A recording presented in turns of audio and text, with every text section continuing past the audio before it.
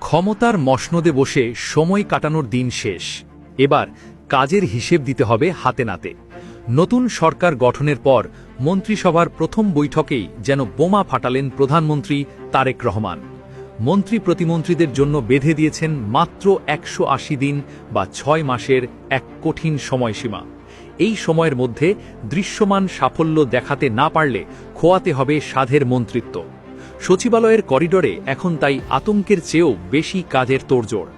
নতুন বাংলাদেশের এই পারফরমেন্স কার্ড সিস্টেম কি পারবে প্রশাসনের স্থবিরতা কাটাতে? তারেক রহমানের এই কড়া আল্টিমেটাম আর ৬ মাসের সেই রোডম্যাপ নিয়ে আজকের এই বিশেষ আয়োজন। গত ১৭ই ফেব্রুয়ারি শপথ নেবার পর সচিবালয়ে অনুষ্ঠিত মন্ত্রিসভার প্রথম বৈঠকেই প্রধানমন্ত্রী তারেক রহমান তার কঠোর অবস্থানের কথা স্পষ্ট করে দিয়েছেন। তিনি সাফ জানিয়ে দিয়েছেন যে মন্ত্রিসভার সদস্যদের জন্য আগামী ৬ মাস হবে এক বিশাল পরীক্ষা। এই ১৮০ দিনের মধ্যে প্রতিটি মন্ত্রণালয়কে তাদের কাজের দৃশ্যমান সাফল্য প্রমাণ করতে হবে।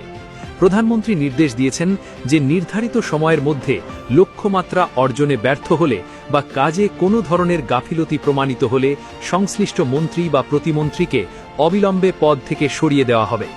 সরকারের কাজে গতিশীলতা আনয়ন এবং জনগণের কাছে জবাবদিহিতা নিশ্চিত করতেই এই নজিরবিহীন ৬ মাসের আল্টিমেটাম দেওয়া হয়েছে।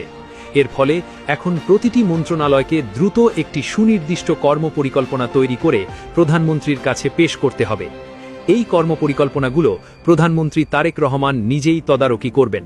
তিনি মন্ত্রীদের কাজের গতি, সততা এবং ফাইল নিষ্পত্তির হার সরাসরি পর্যবেক্ষণ করবেন। কেবল তাত্ত্বিক পরিকল্পনা নয়, বরং মাঠ পর্যায়ে সাধারণ মানুষ কতটা সেবা পাচ্ছে সেটিই হবে মূল্যায়নের মূল ভিত্তি।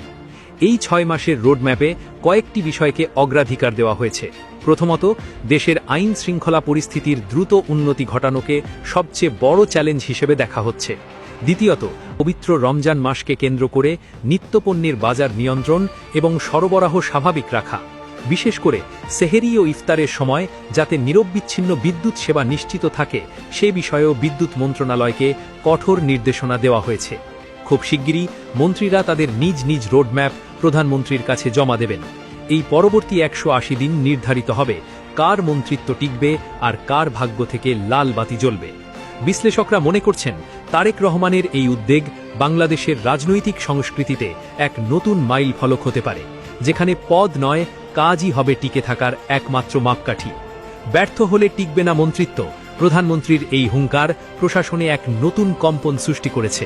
সাধারণ মানুষ এখন আশার আলো দেখছে যে এবার হয়তো ফাইলবন্দি পরিকল্পনার বদলে বাস্তব কাজের প্রতিফলন ঘটবে। আগামী ৬ মাসের কাজই বলে দেবে এই নতুন সরকার জনগণের আকাঙ্ক্ষা পূরণে কতটা সক্ষম।